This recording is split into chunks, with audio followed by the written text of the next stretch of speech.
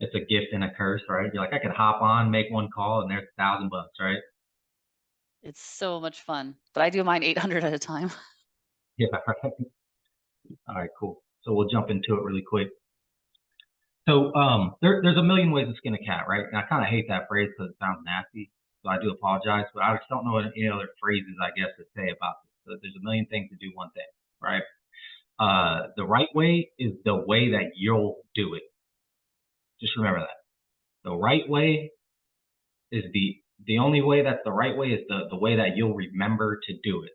So regardless of, what's on these slides or what we talk about, there's, like for instance, ODAC, what does that mean? We're going to go over kind of what those acronyms mean, right? Tonality and call control. And then the last slide there is detachment. Let's have a funny slide about that, but I truly believe that your level of personal development, your income will never exceed your level of personal development, right?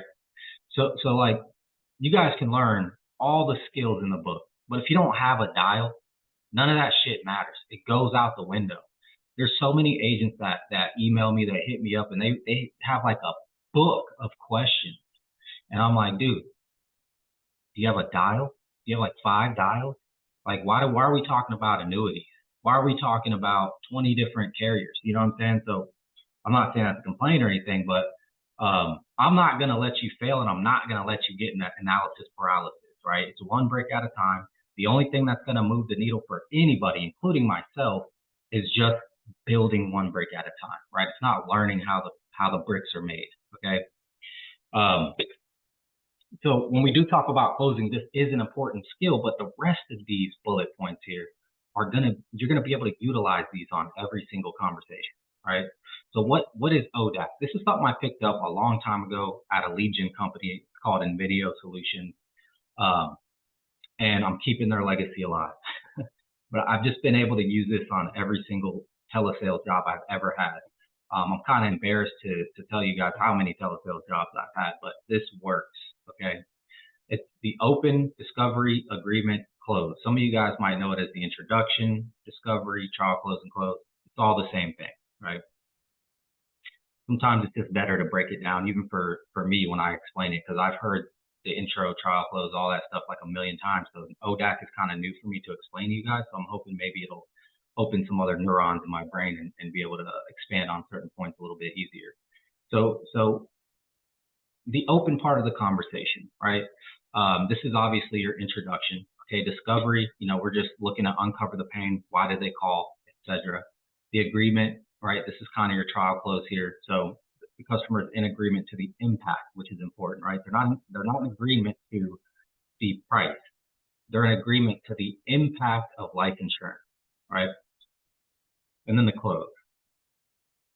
So in the introduction, the whole purpose of opening the conversation is to establish control. Some of the other points that are in our script as well. Sorry, guys.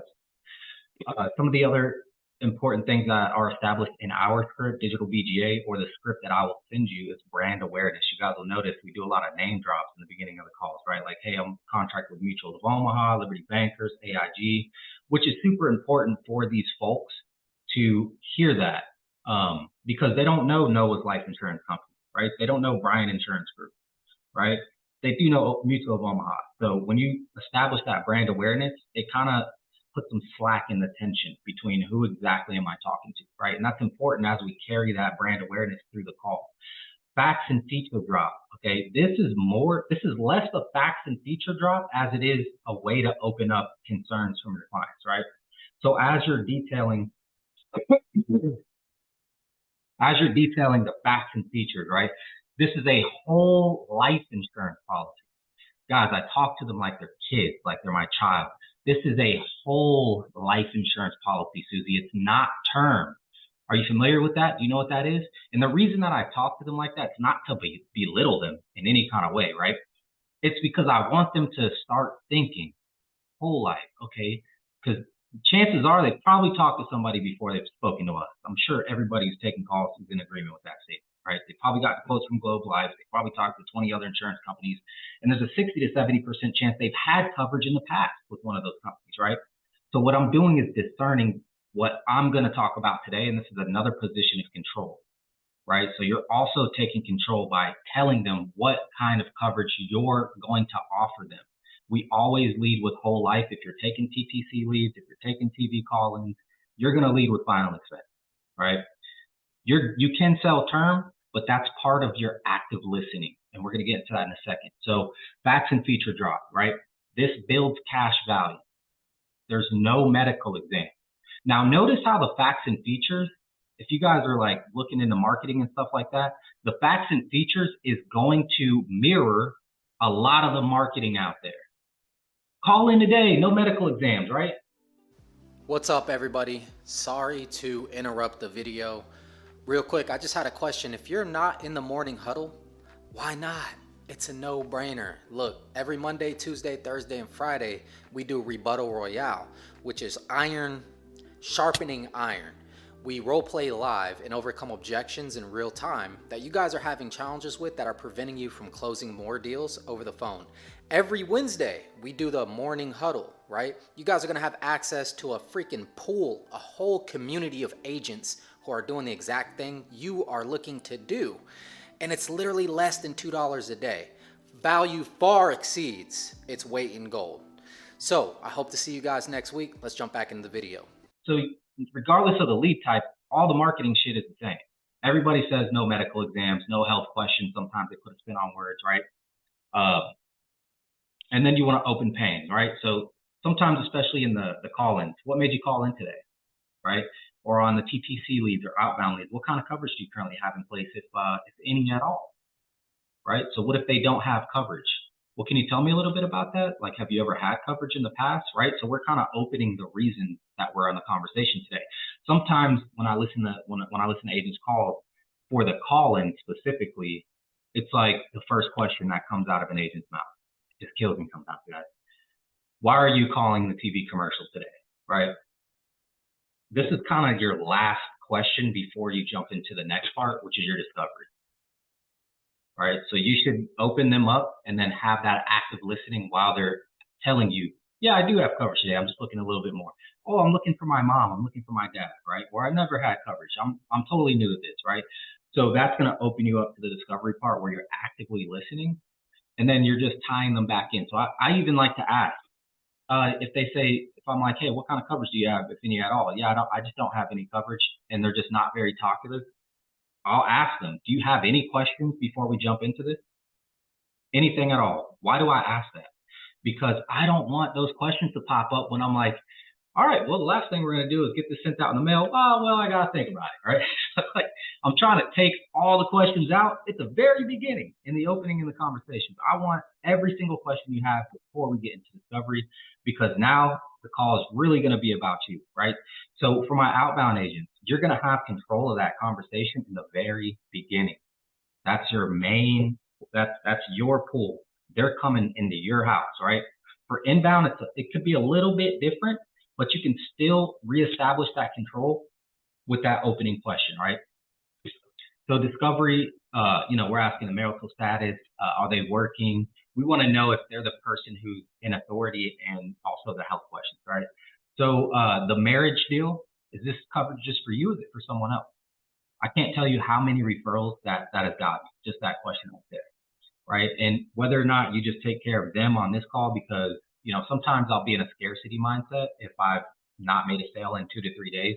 So if they're like, yeah, it's me and my husband, I will just literally just say, all right, let's just focus on you. And that's really more for me than it is for them, because I want to make sure that I'm doing my job as the best I can and close at least them, right? Because you can always like not really lose a deal, but lose it to an appointment. And guys, we need to lose deals on our terms, right? So I'm trying to figure out if they're married.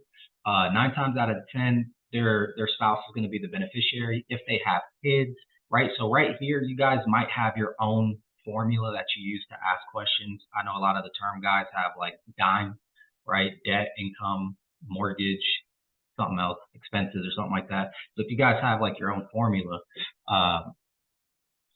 feel free to use it there.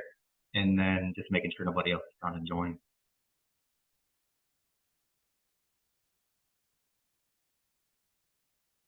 Right. So, and then I ask them if they're working. Why? 9 times out of 10, they're retired. sometimes they do, sometimes they do like little odd jobs, and here and there. But really, I want to know all about them. I want to know their profile. I want to know what kind of person they are. I want to know, are you a manual labor kind of person, or are you an intelligent kind of, are you a very analytical kind of person? Because that's really going to determine how the rest of the conversation goes. But I'm gonna really use active listening, right? So this part of the script really should just be straight questions, right? The only time that you're going to be stating a fact is going to be when you're reestablishing,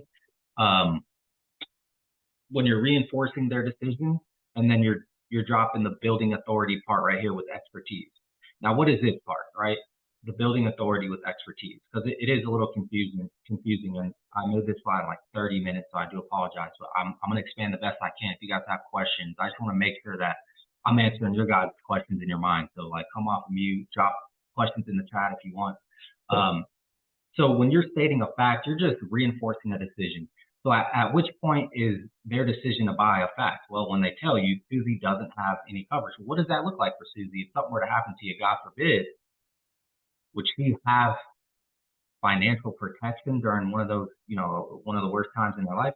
No, she wouldn't. Okay, so just to make sure we're both on the same page, I love that. Just to make sure we're both on the same page, you want to look at a $5,000 policy to cover cremation expenses, and the beneficiary would be Susie, because, and you can expand on that as much as you want, because Susie doesn't have any coverage. Susie doesn't have any financial protection today. I'll get that before I even talk about health questions, right? Building authority, this is kind of backwards. So building authority should be first, because during the discovery part, we're going to ask, right? So authority, so this slide is a little jacked up. I'm sorry, guys.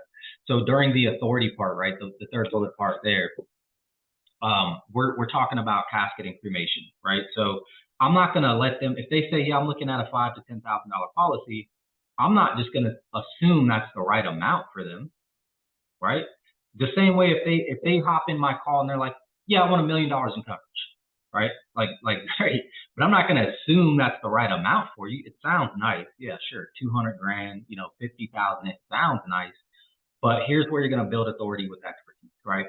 What exactly are you looking to take care of with that 20,000, 50,000, 200, whatever they say? What exactly are you looking to take care of with that, right? Most of my clients, these plans are really designed for people who are on a fixed income. Most of my clients just take enough to cover their cremation expenses or whatever they say, right? Or burial expenses. And then whatever's left behind would go to Jack, right? Yeah, that sounds like about right. Okay. Was it a cremation or a burial that you were looking into? Yeah, I think it's going to be a burial. Okay. Yeah, that's the choice most of my clients make. Regardless of what, yeah, it's going to be a cremation. That's the choice most of my clients make. No matter what they say, they're making the right decision, right? So what you're going to do is on the scripting part, and maybe I should even bring this up. Well, you guys have a script, right? So regardless of the option that they pick, you're going to identify the cremation points, right? So in the state of Ohio, cremation runs for XYZ, and it inflates every 5 to 7 years or 7 to 10 years. So what most of my clients take with cremation is 10 to 15,000. And then the same thing with the casket, right? So we all have that in the script. It's all, I like to use that verbatim sometimes, but I typically will just tell them, right? Even if they say 20,000, we'll look at a couple of different options for you. But if you're just looking to cover XYZ, we'll look at, 10,000. The whole point of this is to keep that control in the conversation, right? So the next part of this is kind of painting a picture. And I use this as like an NLP tactic, right? So before we even get into quotes, I'm telling them this little spiel, right? And it's, hey, look, Noah, before we jump into quotes, I like to paint a picture for most of my clients. I use words like paint a picture, imagine, vision, because I want them to go somewhere in their mind where they can actually see a physical copy of this in their mind. And they'll have a pen and paper to write the quotes down, right? So the pen and paper is also another grab that you guys can do, which is on the next slide. But when I'm telling them when to paint a picture, I'm going to explain to them the exact process, because a lot of logical objections come from them thinking about what could happen. But if you tell them what's going to happen, it eliminates confusion, right? Because life insurance is confusing. There's a 30-day look period, there's a death benefit, there's accidental term, yada, yada, yada. So you want to kind of, again, talk to them like they're a child. Hold their hand in the most helpful way, right?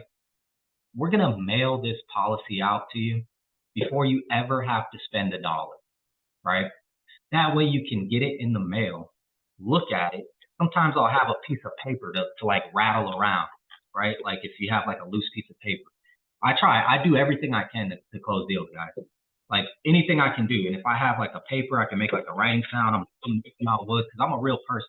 I'm not a robot. But all these folks who are over the age of 63, 65, 70, they think everything's a robot. And the best thing that we can do is humanize these conversations, okay? So I'm telling them, you're going to get this in the mail, and you're going to be able to look over everything in writing before you ever make a final decision. That way, you'll know exactly what it is. You can call me with any questions, you know, all that good stuff. And then I make them go grab the pen and paper. Go ahead and grab a pen and paper, which we'll drop into the next part here. Closing, presenting the rate. So Ashley has a great way that she does this, the high to low. This is kind of the max offer, where you'll tie it in. And yeah, there's some subconscious level to it, but it's mainly, and nice little typo there, right? Hit high to low. It's mainly just, you know, there, you want to not scare them with a higher price, but you're setting the expectation that, okay, this could be expensive, and then dropping it to the price that you recommend. And then you're doing kind of like the minimum deal, right? And there's ways we can add accidental riders. There's a whole training that we can do on that. All my vets, I'm sorry, but I know we've done this before. And then you want the client to buy it, right? So do you feel like this could be the right plan for you? And if you guys want, you can go a level deeper than that and ask them why. It's a weird question to ask, I know. And as like a telesales rep, you guys will feel tension asking those questions. But just remember, the harder the question it is to ask, the more likely it is to close, the more likely it is to stay on the books too, because other agents aren't asking hard questions, right? They're afraid of tension, sales tension. None's going to happen to you on these conversations. No one's going to reach through a phone and whoop your ass, I promise you. So lose the deal on your terms, right? Why do you feel like this could be the right plan for you? It's crazy when you ask that question, because they're going to go back and literally reinforce their whole decision again. So I want to talk about detachment, right? This is just a funny little one. So transition to the application to the script, right? So on our Met calls, guys, with any new agent who's new to DigitalBGA, you guys are on an onboarding process, right? It's a 12-week kind of process that I have for every single agent, okay? And so for the first 4 weeks, we're going to be doing the Met call, and you're going to have clarity, complete clarity in this part, transitioning to the application and ditching the script. So don't be afraid of that. Like, you know, you have your script, you live by it, but once you get into that application, you're going to use the application as your script, okay? So I wanted more pictures than this, but I had like 2 minutes before I had to hop on this call. This is what I was talking to Jesse. I don't know if he's on the call, but I was talking to Jesse, I think yesterday actually. And he goes, "Hey man, you told me not to feel bad if I don't make a sale." And I'm like, "Yeah." And he's like, "Well, you told me to only feel bad if I don't put the work in." I'm like, "Damn, I said that." I'm like, I don't always say cool things like that, but that's pretty cool. And I was like, "Yeah, but no, you're right." And then, you know, it's all about detachment in this game, right? So sometimes, what is detachment, right? First of all, let's explain this.